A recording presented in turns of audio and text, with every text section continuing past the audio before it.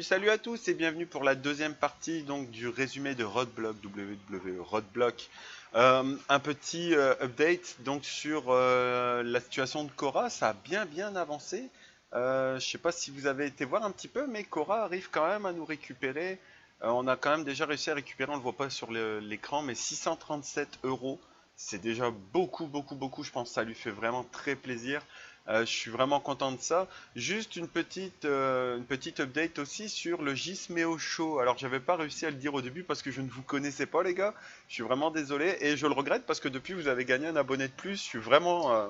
J'aime vraiment beaucoup ce que Julien et le Gismeo Show fait. Euh, c'est eux qui gèrent la cagnotte, puis ils gèrent vraiment ça. On y met vraiment tout ce qu'on peut à notre manière.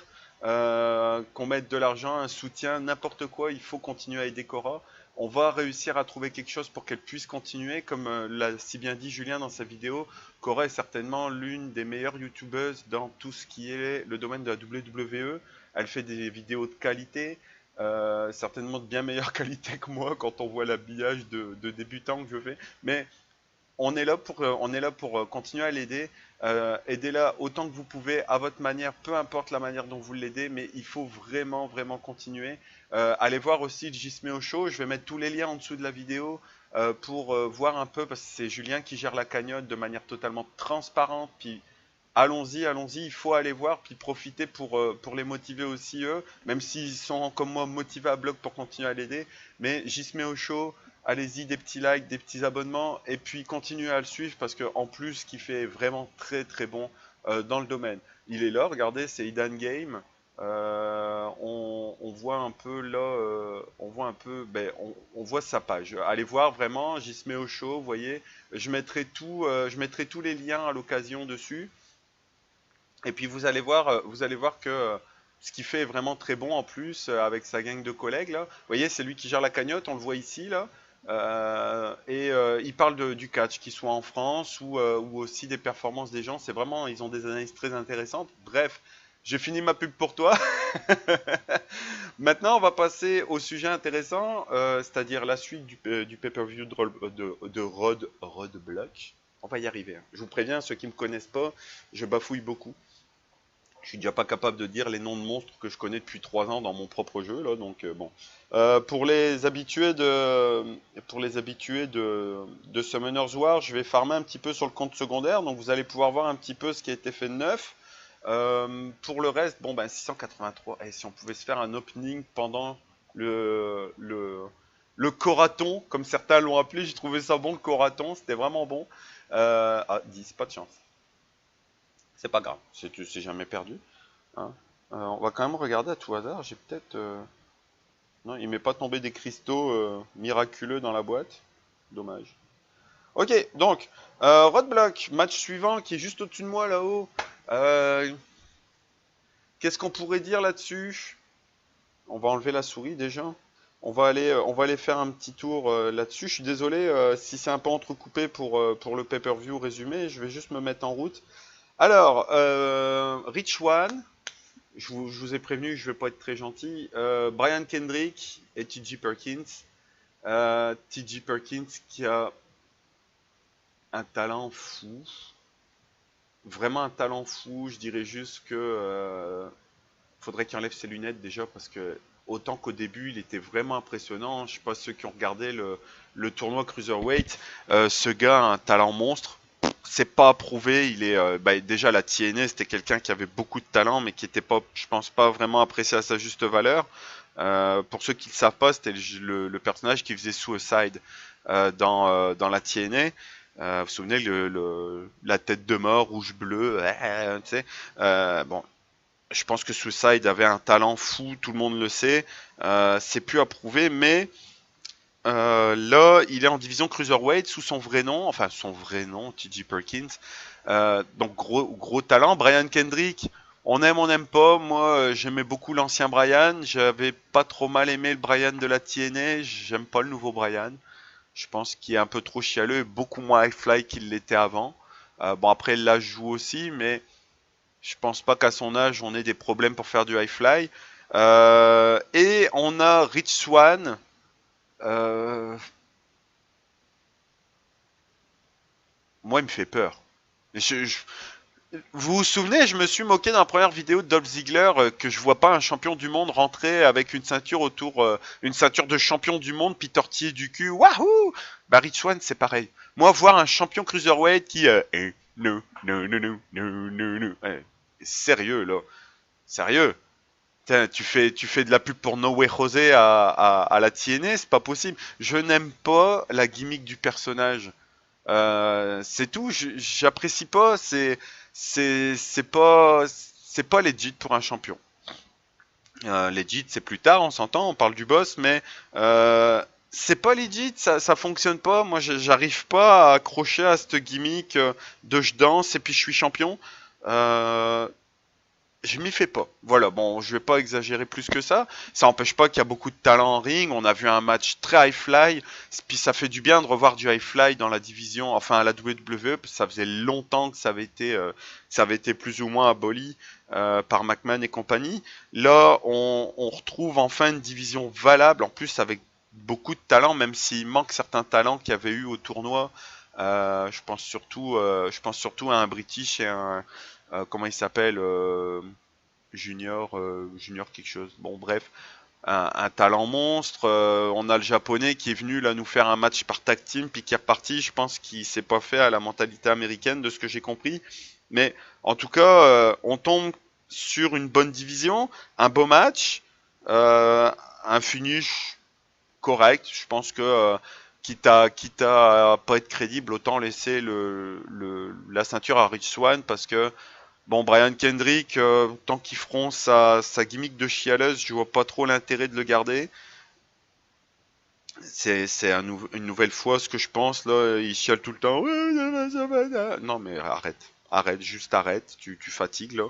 On aimerait voir du bon Brian Kendrick. On veut pas voir une chialeuse une chialeuse en série, là. Et T.J. Perkins, où ils en ont fait pendant le tournoi vraiment un très très bon gars. Ensuite, ils ont commencé à la jouer. Oui, mais vous comprenez, il y a pas longtemps, ils vivaient dans la rue. Mon gars, si vous saviez le nombre de catcheurs, même que vous voyez à la télé, qui ont à peine de quoi se payer leurs affaires, payer leur loyer, puis payer leur bouffe, vous seriez vraiment étonné du nombre de catcheurs de la scène indépendante que vous connaissez et qui ont besoin d'un deuxième job pour réussir à finir leur fin de mois. Donc, on arrête ça. Puis je pense que c'est ce qui a lassé un petit peu les gens aussi. Euh, donc, puis maintenant, on lui met une gimmick de teenager un peu avec ses lunettes flashy là. Non, non. C'est dommage, le début était très bon et très prometteur pour TJ, parce que pour moi, c'est certainement celui qui a le plus de talent dans la division actuelle. Et puis là, on en fait, bon voilà, un teen. Rich Swann, bah, en fait, ce match, j'avais peur. J'avais pas. C'est pas que j'avais peur, c'est que je comprenais pas. Il y avait voilà une danseuse, il y avait une chialeuse, puis le teenager de service.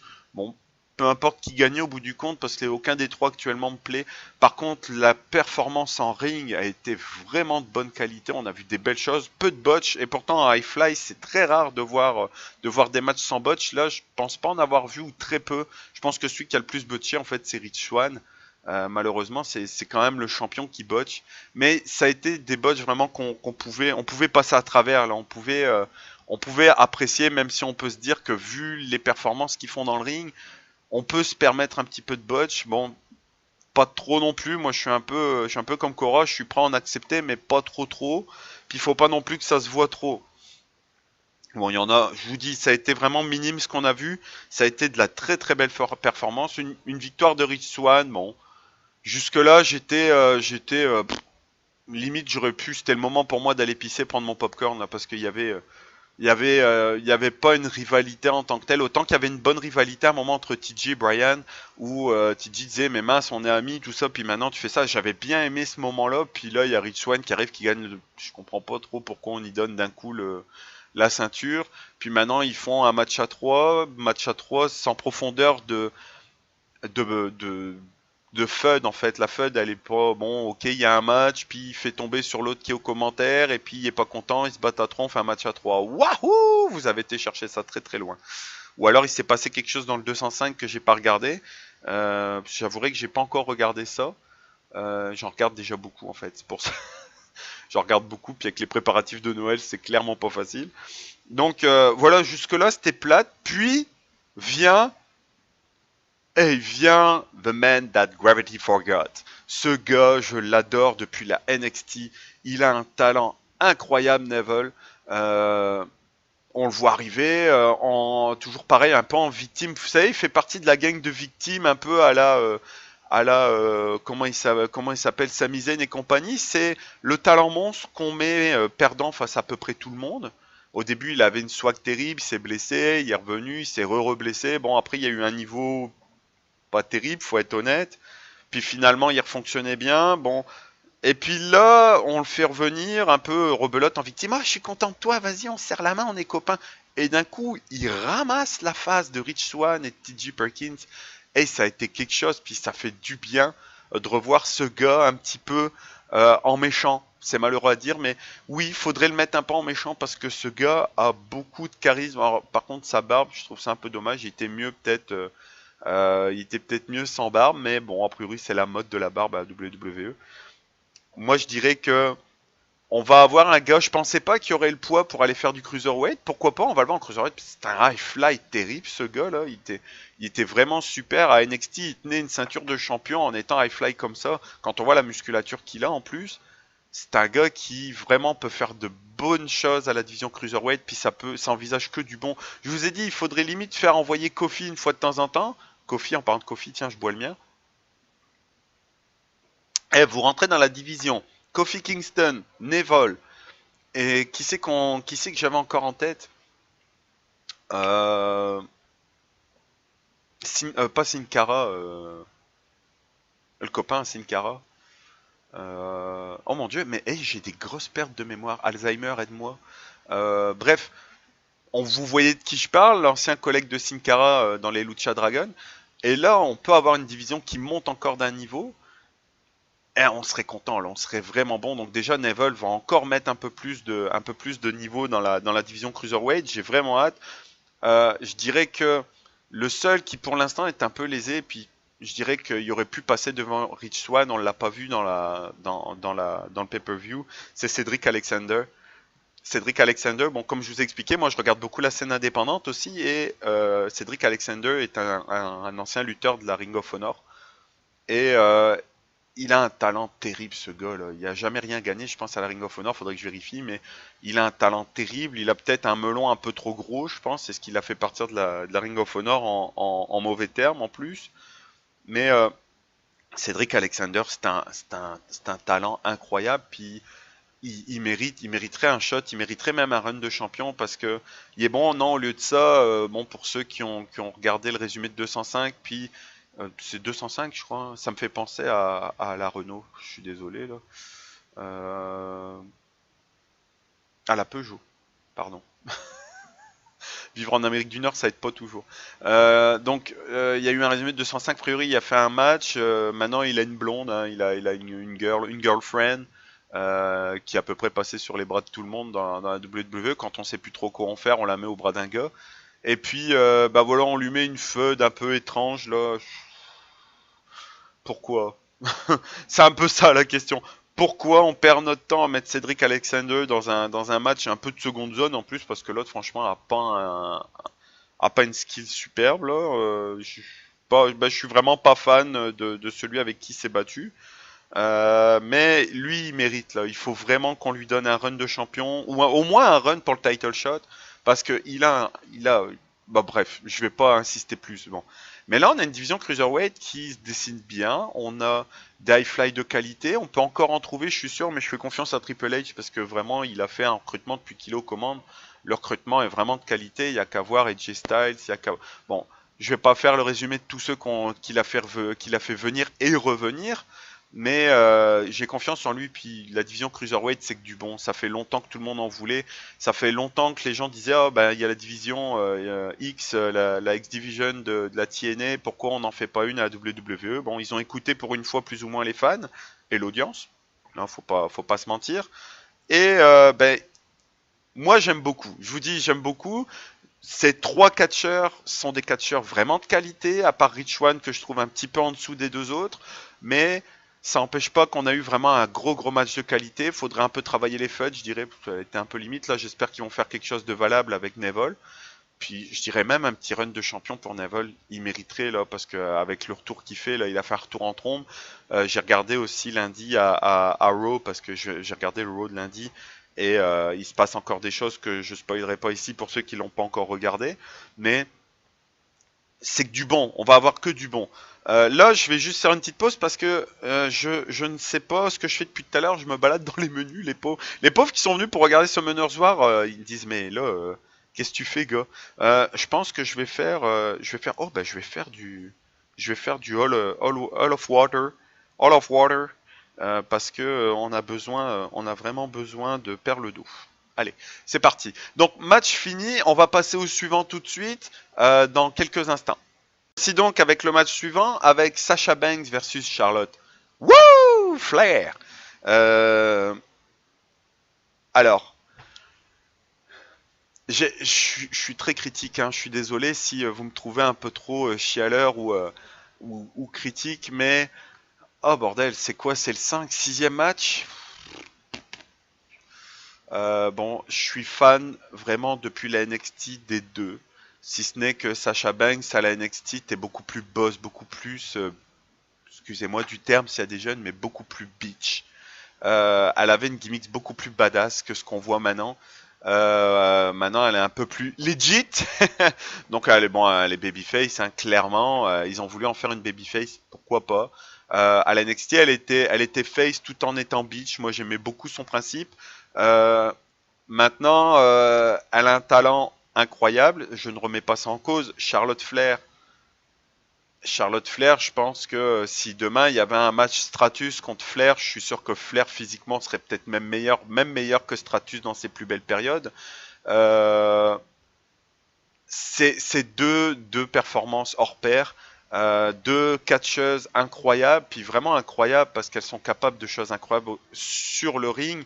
Elles remontent l'estime de la division féminine qu'il ne faut jamais remettre en cause. On l'a vu avec la TNA. La TNA est allée à une époque sur un terrain que la WWE ne voulait plus, c'est-à-dire la division féminine. Ils ont sorti les Beautiful People avec Angelina Love entre autres, qui était une catcheuse hors pair. Ils sont allés chercher des vraies lutteuses qui ont fait une très belle division, ce qui n'est plus le cas à la TNA.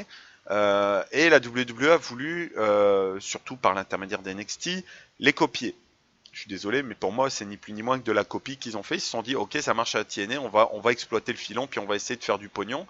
Puis ils s'en sortent parce que on a de très bonnes lutteuses qui sortent du centre de performance. Il y en a même encore à la NXT actuellement qui sont incroyables. Et là, on a sorti donc principalement trois, hein, notre belle Irlandaise de SmackDown. Oui, je suis désolé, je suis amoureux de cette belle Irlandaise. Sasha Banks, alias Cheveux Roses, là, mais j'ai peur de ses cheveux, il y a des moments, et Charlotte Flair. Et Charlotte Flair, je pense que on peut pas renier le fait qu'elle est physiquement supérieure aux trois lutteuses qu'on vient de parler, enfin aux deux autres, là, Sasha Banks. J'aime beaucoup Sasha Banks, mais à chaque fois qu'elle fait un match contre Charlotte, j'ai toujours peur que Charlotte la casse en deux. Elle est physiquement, on a toujours l'impression qu'elle va se briser, là. On l'a vu au match au Hell in a Cell. D'ailleurs, moi, ça m'a fait beaucoup plaisir de voir deux femmes dans un match en cage. Non pas parce que je pense au combat de boue, loin de là, mais surtout parce que je ne comprends pas pourquoi on s'acharne à dire qu'une femme n'a pas le droit de faire un match en cage, qu'une femme n'a pas le droit de faire un Ironman match, qu'une femme n'a pas le droit de faire un hardcore match. Bon, le hardcore match, je pense qu'on va attendre un petit peu pour la WWE, même si, bon, je pense qu'on n'en est plus si loin que ça. Euh, oui, il fallait faire un Ironman match. Maintenant, on en est au quoi, cinquième match? Je pense qu'on avait tout vu d'eux. C'était pas loin d'être le match en trop. Bon, on met une stipulation pour faire mieux passer le match, mais bon, moi j'ai pas eu de surprise dans le match. On a tout vu d'eux depuis qu'ils se battent. Là, ça fait combien de temps qu'ils se battent? 2 mois là. Euh, d'un point de vue lutte, il n'y a rien à redire, c'est très bien fait, si ce n'est bon quelques botches par-ci par-là, mais vous savez, c'est pas du botch de diva comme on avait avant où ouh là là, on fait des petits matchs de 30 secondes. Non, là c'était des matchs solides, on voit les matchs solides arriver là vraiment à chaque fois. Même côté SmackDown, on voit des lutteuses de qualité. Là, il y a eu encore un match très très bon, mais du déjà vu. Je suis désolé, c'est du déjà vu. Il n'y a pas grand chose à en redire de plus. Si ce n'est qu'une fois de plus, on voit que Charlotte est physiquement supérieure à Banks, que Banks peut faire tout ce qu'elle veut. On peut la présenter comme une hargneuse, comme une boss, comme une legit boss. Ça n'empêche, comme je vous dis, que quand je vois Charlotte faire un backbreaker sur Banks, j'ai toujours peur qu'elle lui casse en deux. Quand je la vois faire sa prise en 4, j'ai toujours peur qu'elle lui casse un genou là, parce que elle est physiquement fragile. Elle est physiquement fragile. Puis bon, le lundi, elle vend une blessure, pourquoi pas. Bon, elle vend mal sa blessure au passage, mais euh, je vous dis, c'était vraiment, il va falloir mettre quelque chose de plus costaud face à Charlotte, parce que Sacha, on a tout vu. Même si ça a été un match très propre, on a tout vu. Il n'y a plus rien à montrer. On en a d'autres derrière qui peuvent faire une job un peu différente, puis montrer autre chose, puis un peu arrêter de bloquer la division féminine et s'arrêter juste à ces deux-là côté Raw. Parce que ben voilà, moi je me suis lassé un petit peu de ce match, même si ça a été un très beau match de 30 minutes, un match technique, un match avec plein de rebondissements. Sacha qui a pris l'avantage dès le début, enfin pas dès le début, mais qui a pris la première l'avantage, qui je ne pense n'était pas le cas les autres fois. On n'a pas vu souvent Sacha prendre l'avantage sur Charlotte, même sa dernière victoire où elle lui met sa prise de finition dans une rambarde métallique dans le public. Juste avant, elle était en train de se faire éclater, puis d'un coup, ça revient. Bon, on a toujours vu Sacha Banks à un niveau en dessous de Charlotte. Charlotte, pour moi, c'est actuellement, avec Asuka à la NXT, ce qui se fait de mieux dans les divisions féminines. Euh, on va voir à la suite. Bon, il va se passer quelque chose dans Raw. Il y a une autre personne qui va venir lui discuter son title shot. Euh, j'ai de bons espoirs, mais on voit derrière entre I Am a Monster là. Bon, j'apprécie pas le genre de personnage, mais bon, une fois de temps en temps, faut un bourrin. On va avoir Bailey qui est aussi très très bonne d'un point de vue technique et physique. Elle peut tenir la chic à Charlotte. On va voir, mais en tout cas, moi, la division féminine actuelle me plaît beaucoup parce qu'on a arrêté de mettre des poupées assis sur un bord de corde là, avec les cheveux longs qui se baladent comme à la plage. Stop ça. Puis là, on a quelque chose qui tient la route, puis on leur met de l'audience, et moi, je suis vraiment content de ça parce que, comme je vous dis, elles sont pas là que pour faire les managers à accompagner des gars au bord d'un ring. Voilà, c'est tout ce que j'avais à en dire. Du déjà vu, mais du déjà vu de très très bonne qualité. On va passer au match suivant tout de suite, dès que j'aurai relancé mon combat. Le match suivant est le match évidemment de championnat entre Reigns et KO. Ouais! C'est donc pour le match de championnat, juste au-dessus de moi, toujours pareil, là, attendez, ouais, je m'y suis pas encore fait. Donc Roman Reigns contre Kevin Owens, alias KO. Bon, Kevin Steen, pour ceux qui le connaissent de la scène indépendante. Je vais vous donner mes avis, toujours pareil, au-delà de Roadblock, parce que si on doit faire ça un peu plus longtemps que prévu, je le ferai avec plaisir, je continuerai à le faire, hein, on est toujours là pour Coran, on l'oublie pas.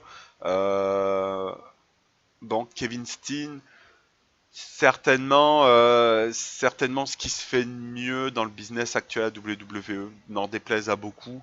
Ce gars est bon dans le catch. C'est incroyable de voir un gars de sa corpulence être capable de faire ce qu'il fait dans un ring. Moi, j'aime beaucoup.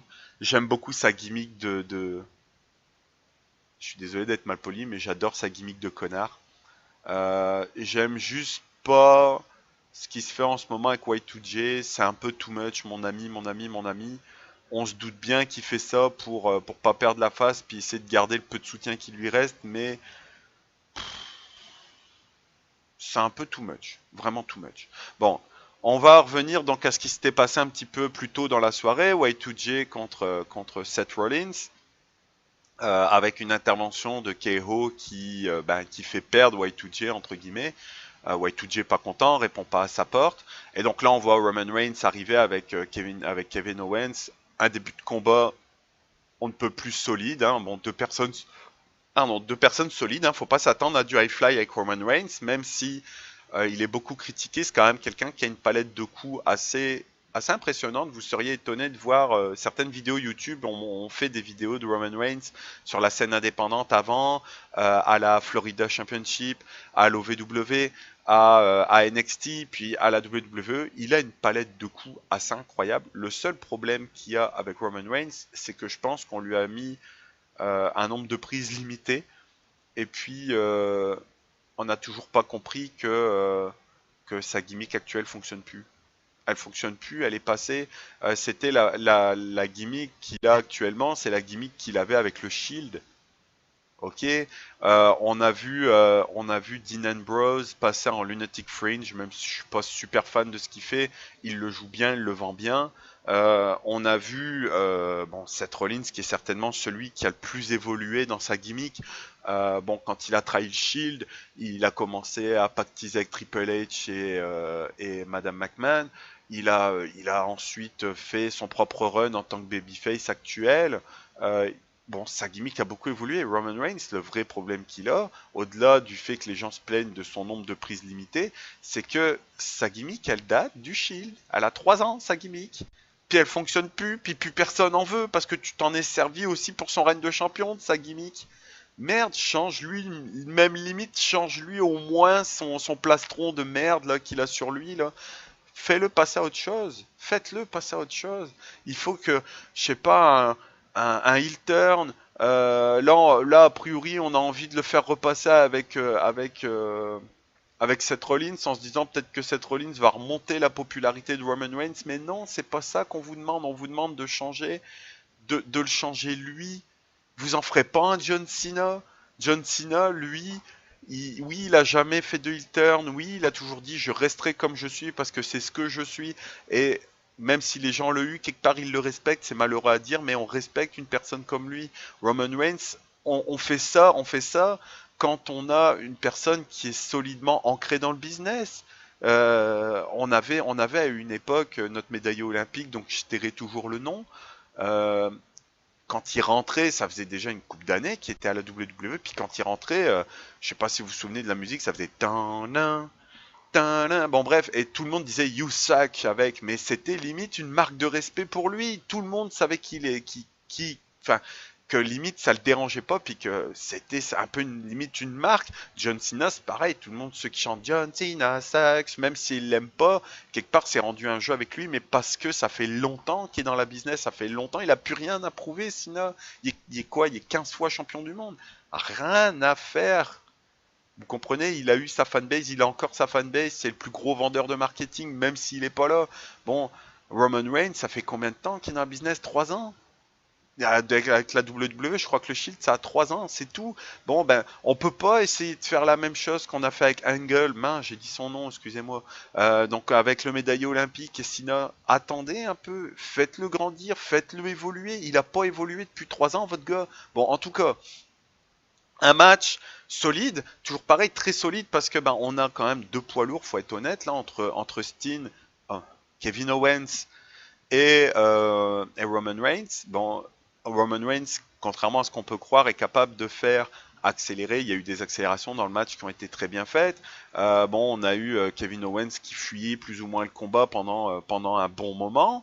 Un match sans trop de rebondissements. Bon, assez classique aussi, toujours les mêmes prises, pas de grandes choses qui ont été faites, mais un match qui a été on ne peut plus correct, on ne peut plus propre. Il n'y a pas eu, bah, je pense pas avoir vu de botch.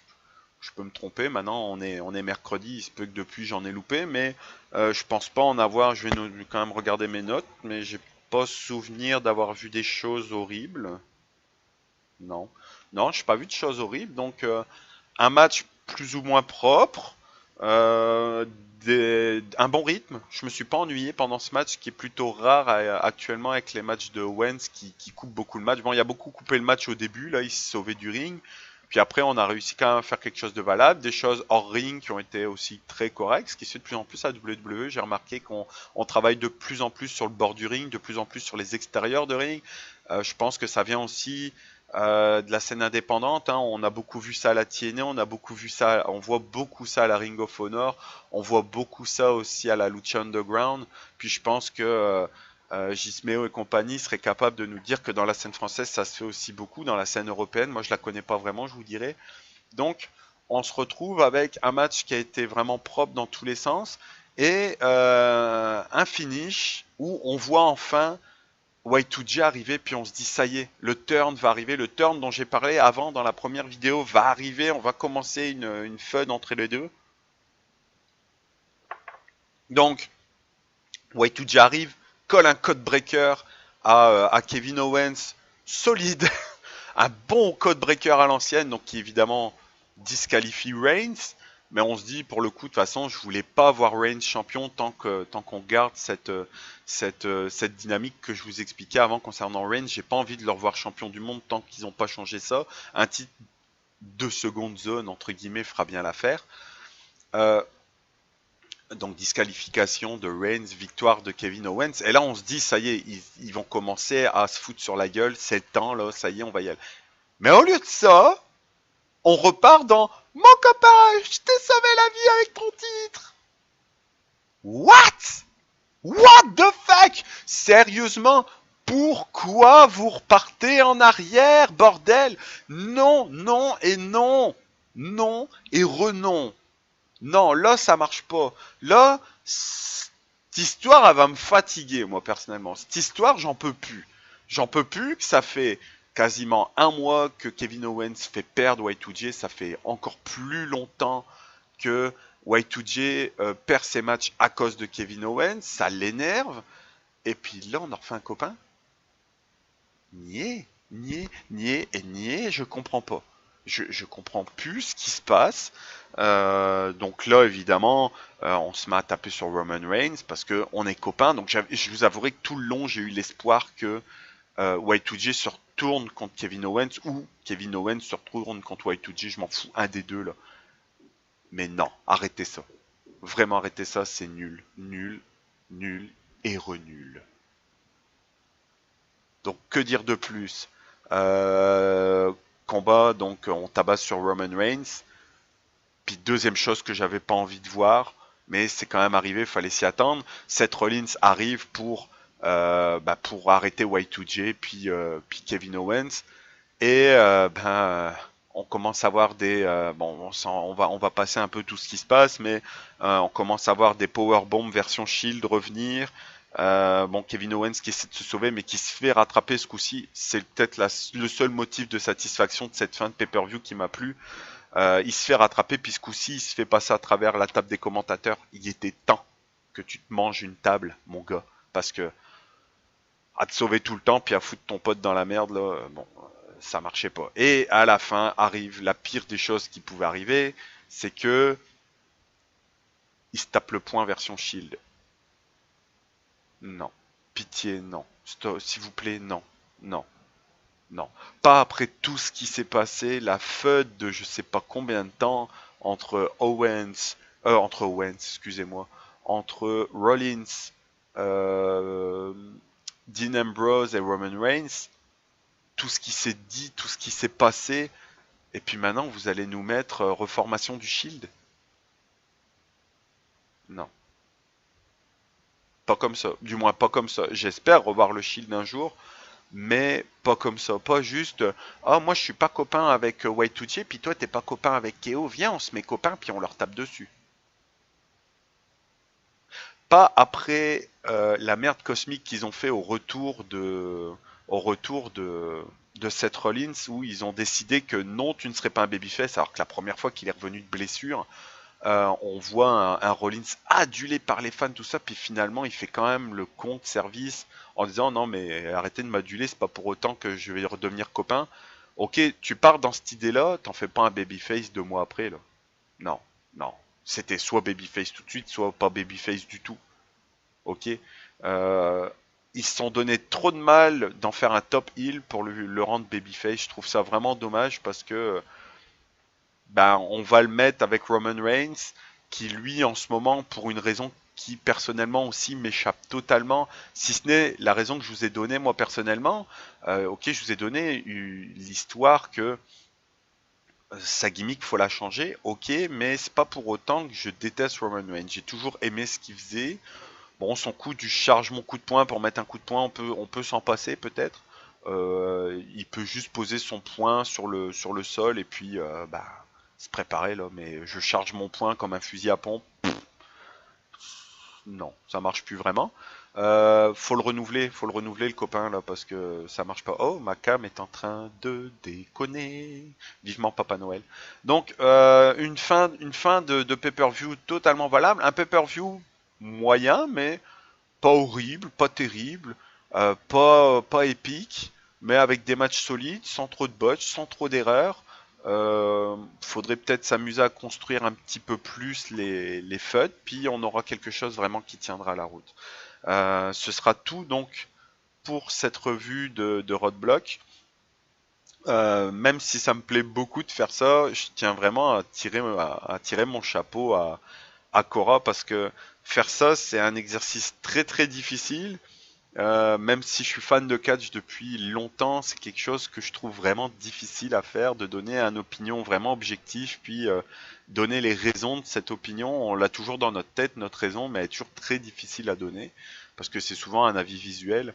C'est un peu comme quand on donne un avis sur un match de foot ou un match de rugby, tu sais, c'est toujours difficile de dire pourquoi on a aimé ou on n'a pas aimé. Ben, c'est pareil avec le catch.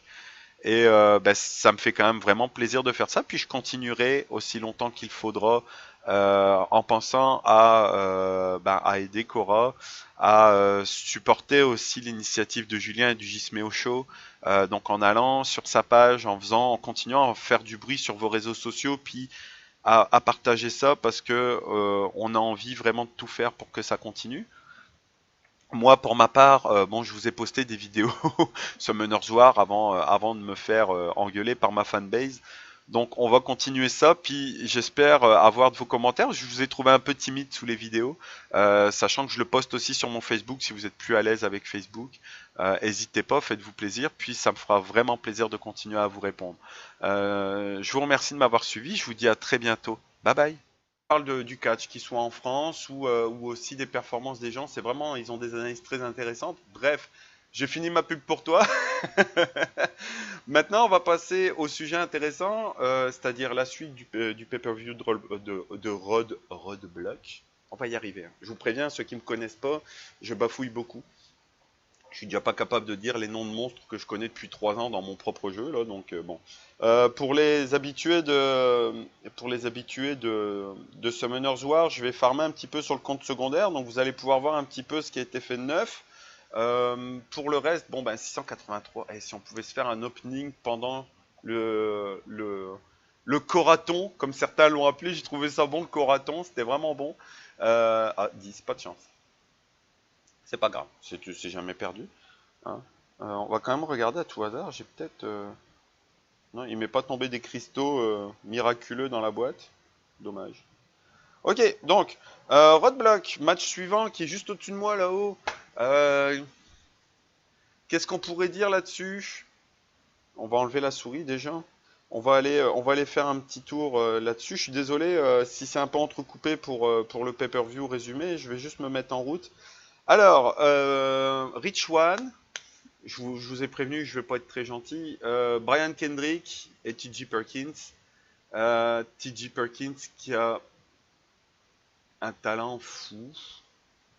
Vraiment un talent fou. Je dirais juste que faudrait qu'il enlève ses lunettes déjà parce que autant qu'au début il était vraiment impressionnant. Je sais pas ceux qui ont regardé le tournoi Cruiserweight. Ce gars a un talent monstre. C'est pas approuvé, il est déjà la TNA, c'était quelqu'un qui avait beaucoup de talent mais qui était pas, je pense pas vraiment apprécié à sa juste valeur.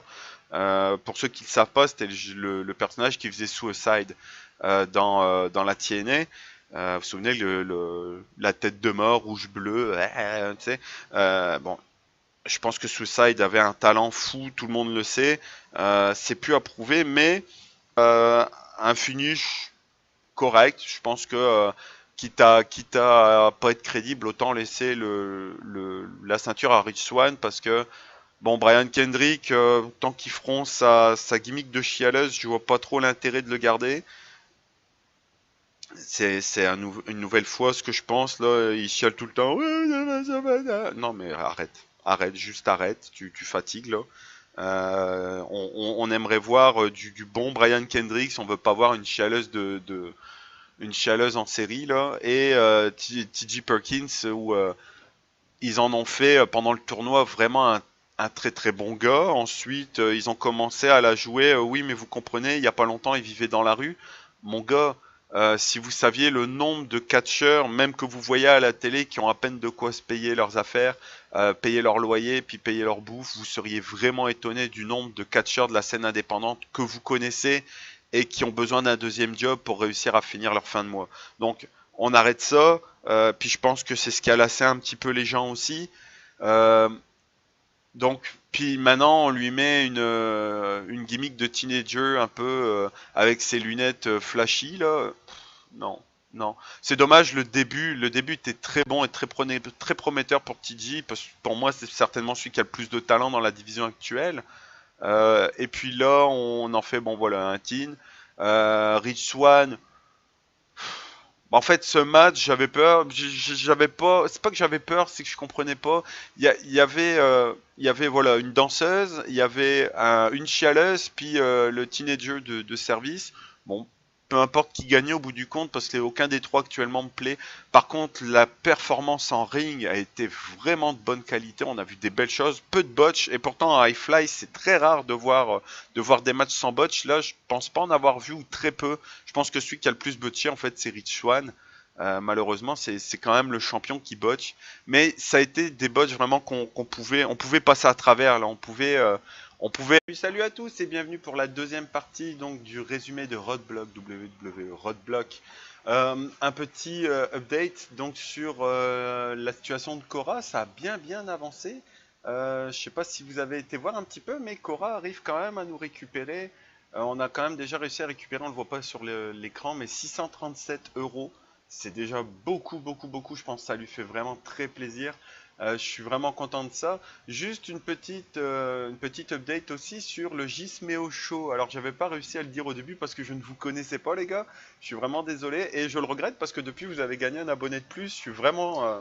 J'aime vraiment beaucoup ce que Julien et le Gismeo Show fait. Euh, c'est eux qui gèrent la cagnotte, puis ils gèrent vraiment ça. On y met vraiment tout ce qu'on peut à notre manière. Qu'on mette de l'argent, un soutien, n'importe quoi, il faut continuer à aider Cora. On va réussir à trouver quelque chose pour qu'elle puisse continuer. Comme l'a si bien dit Julien dans sa vidéo, Cora est certainement l'une des meilleures youtubeuses dans tout ce qui est le domaine de la WWE. Elle fait des vidéos de qualité, certainement de bien meilleure qualité que moi quand on voit l'habillage de débutant que je fais. Mais on est là pour continuer à l'aider. Aidez-la autant que vous pouvez, à votre manière, peu importe la manière dont vous l'aidez, mais il faut vraiment continuer.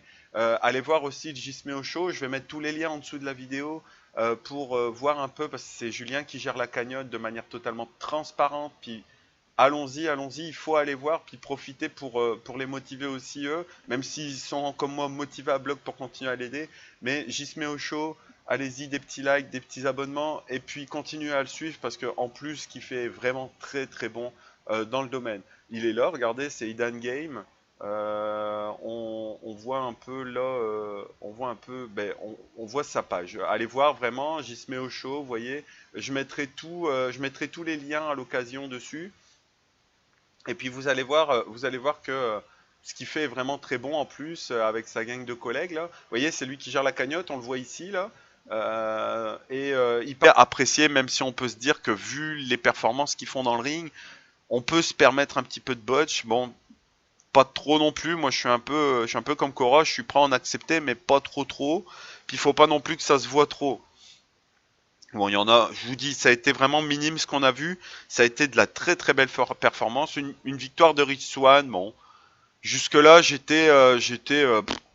limite, j'aurais pu. C'était le moment pour moi d'aller pisser, prendre mon popcorn là, parce qu'il y avait il y avait pas une rivalité en tant que telle. Autant qu'il y avait une bonne rivalité à un moment entre TJ et Brian, où TJ disait mais mince, on est amis, tout ça, puis maintenant tu fais ça. J'avais bien aimé ce moment-là, puis là il y a Rich Swann qui arrive, qui gagne. Je comprends pas trop pourquoi on y donne d'un coup la ceinture.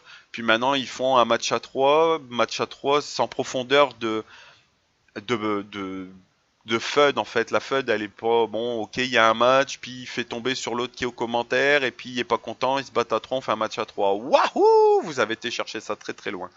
ou alors il s'est passé quelque chose dans le 205 que j'ai pas regardé. J'avouerai que j'ai pas encore regardé ça. J'en regarde déjà beaucoup en fait, c'est pour ça. J'en regarde beaucoup, puis avec les préparatifs de Noël, c'est clairement pas facile.